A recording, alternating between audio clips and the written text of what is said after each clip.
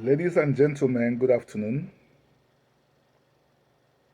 I'm going to talk about identity, Igbo history, culture, and religion in this video. The conversation will cut across a broad swath of the Igbo society. It will even it will get beyond the contemporary Igbo society and get into some parts of the diaspora like the African American and the Caribbean diasporas. Interestingly, the Igbo homeland, the contemporary Igbo homeland, is closer to Gabon, Sierra Leone, Liberia, probably Cape Verde, where you have large numbers of Igbos. Let me add Ivory Coast, where you have large numbers of Igbos that have become natives. These places are closer to the part of West Africa that has been the homeland of the Igbos for a minimum of 800, 900, 1,000, maybe 1,100 years. These places are closer to that homeland than to the United States and the Caribbeans, but due to how information works, how information is gathered in the contemporary world, we know more about the African Americans and the Caribbeans. We know more about the Igbos in the African American and Caribbean world than we know about the Igbos who are Sierra Leoneans. Is it not interesting? This afternoon, something flitted across my timeline. It was a post by my younger brother, Chukwuemeka Binwugo, an industrialist operating at home. He wrote, Remi Ilona have constantly advocated for this identity consciousness for years, and that's why I respect him. I decided to use this opportunity to dwell again on the Igbo identity. As I have said, without letting up,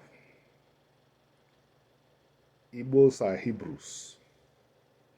Hebrew is the English equivalent of Igbo. People who have not done the research look at the term Hebrew as a term that is a part of the lexicon of the language that the earliest Israelites used. By the way, we do not know the name of the language they used. We only believe that it could be called Hebrew because those people were referred to as the Hebrew people in the Bible. But to make this point clear, the term Hebrew is an English term. And I have done the research. It is the English language term for the word Igbo or Igbo, which is the identity, the name of those people you read about in the Bible. Abraham, Isaac, Jacob, and their descendants. As Obinwogo has noted, I have not given up. I do not just talk about the Igbos, but I insist that they are the Hebrews, to use the English term. You might be interested in knowing why I insist. I am an Igbo 100%. I come from an Obi that has been an Obi for at least 500 years. If you go to my home republic and mention my name, if you mention Ilona, hardly would you find anybody that will not direct you to our ancestral homestead which contains an obom. I'm trying to tell you that I am Igbo through and through, and I know the Igbos through and through.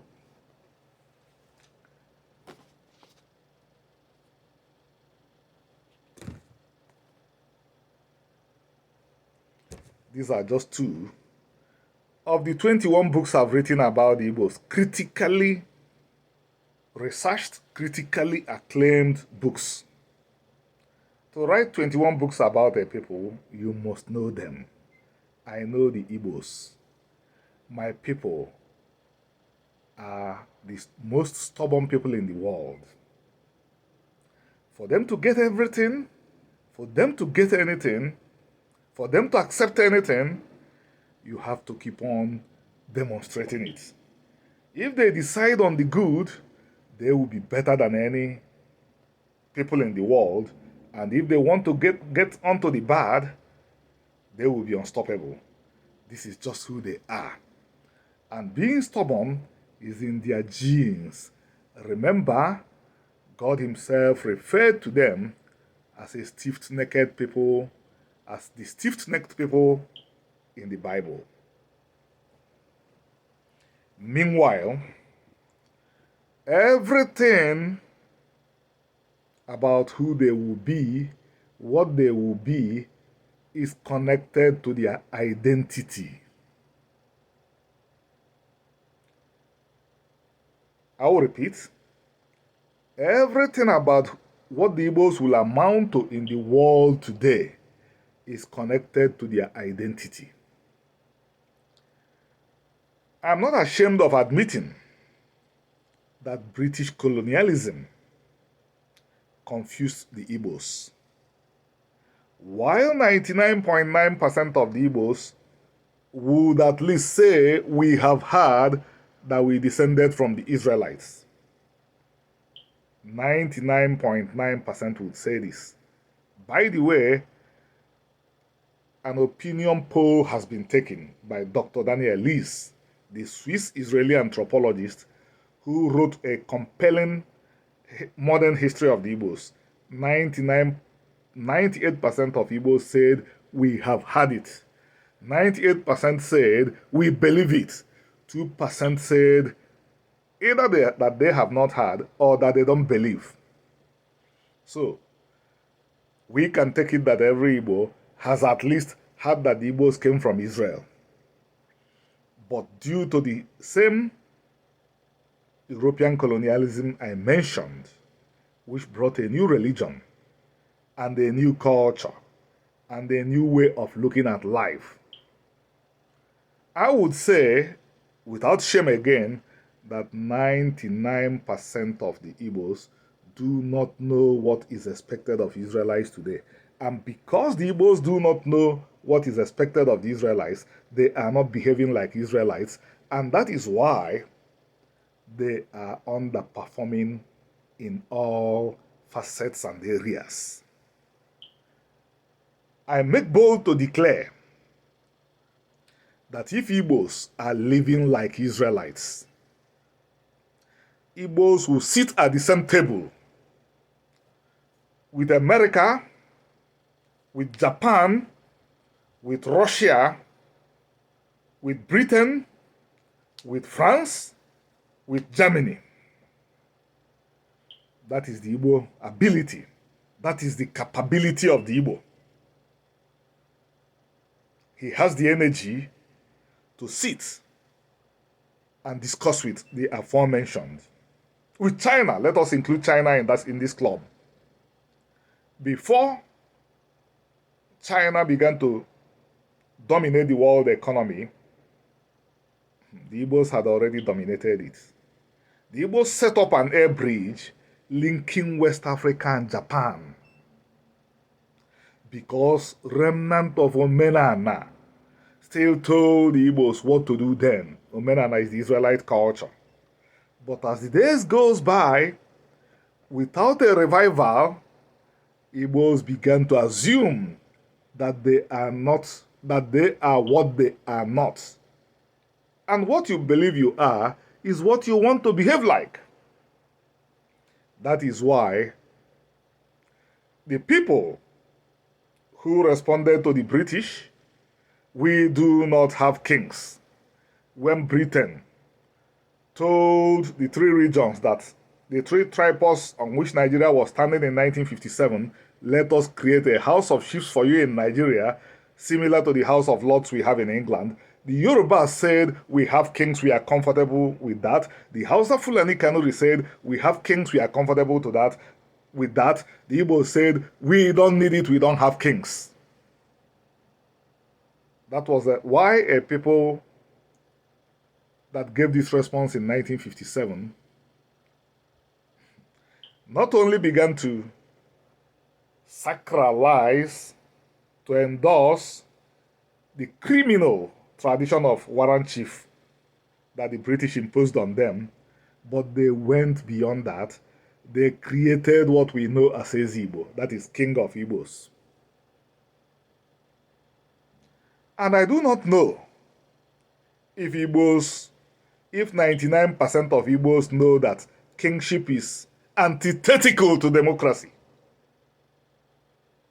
I know that they don't know, because they do not know that their warrant chief tradition, their Ezigbo tradition, is interfering with the way they think. And when they regress back to monarchy, what are Nigerians going to learn from them? The world is moving towards democracy, pure democracy. The largest democracy in the world is India. Prior to 1947, it had hundreds of monarchs. By 1947, the government of India, the government that succeeded the British, told the Indians, if you want to be a king, contest for elections. If you win, become the president or prime minister of India. Nigerians are not of that bent. And strangely and sadly, the Igbos who are supposed to put them right decided to emulate them. Because the Igbos do not know enough again about the Israelite culture. All that they know is that we are Israelites. But what the Israelites do, they don't know again. And they are not watchful. They are not observant. If they are observant, they should have asked, of all the countries in the Middle East, why is the only country that is a functional democracy in the Middle East? Why is it, of all the countries in the Middle East, why is it only one country in the Middle East that is a functional democracy? And what is that country? It is the country that has roots in Israel too. It shows you that anti-democratic traditions like traditional chiefism, Ezigbo, are anti-Israel as they are anti-democracy. And by the way, you know, human beings prefer to always be on top of the other. When I look at racism, which I have wrote papers on, I understand what's going on. Everybody wants to believe that he's superior to the other. That is why racism exists. Human beings would like to be addressed as king, or chief, or prince, so that the rest, their fellows, will be the commoners, the ordinary people. It's just in us. But that was why this was drummed out of us at Mount Sinai. That was why it was drummed out of us through the lesson of Samuel, of God, Samuel the prophet, and the Israelites. He made it clear that when the Israelites went towards kingship, God made it clear that they had chosen other gods. But unfortunately, because the contemporary Igbo only knows that he's Israelite, but does not know what is expected of the Israelite, he thinks that he could also have kings because the Yorubas and the Hausas and the Fulanis and the Kanuris have kings. And here we talk about a part of the Igbo diaspora, the African American community. I have lived with them for 7 years, authored a book about them. Two books actually.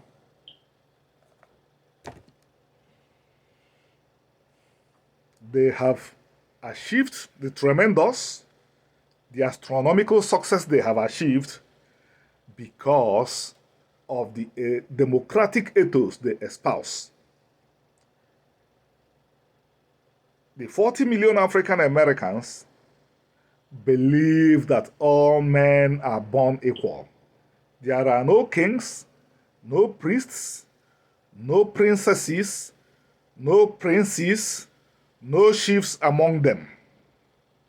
If you want to become successful, simply work very hard.